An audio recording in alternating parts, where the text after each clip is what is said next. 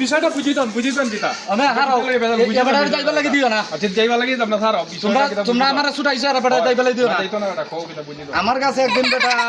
1000 টাকা কর্জা চাইছে আমি 1000 টাকা দিছি আমার এই বান্ডেলের মধ্যে আছে 10,000 টাকা এই 10,000 টাকা আমি 1000 টাকা তুই আমি বাথরুমে চাই যদি টাকাও নাই আমার 10,000 টাকা নাই এরপর 6 বার দিতে কইছে আমি খাই না এটার বিষয় বুঝলো আমি কিতা কই তোমরা এটা কি হইছে মহিলারা তো ধরা সুযোগ দে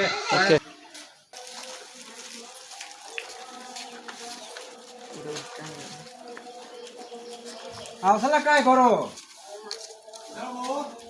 করো নি ওগোর কেনা জব কাহা কিতা বলো বউ ইয়া খাইবো কিতা দরকার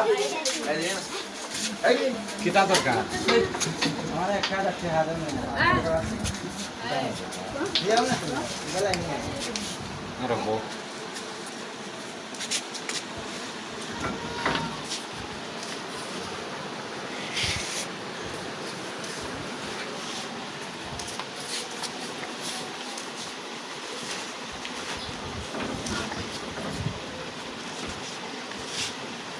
No. Kami po aita sih ni. আচ্ছা যাও আইয়ে সালা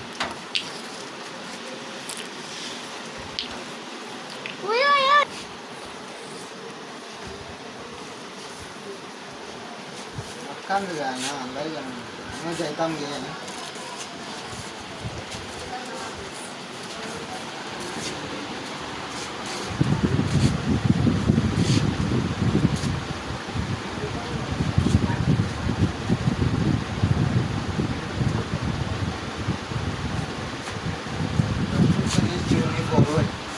আতো লই বাটে হাটা খাইবা আমি যাই গে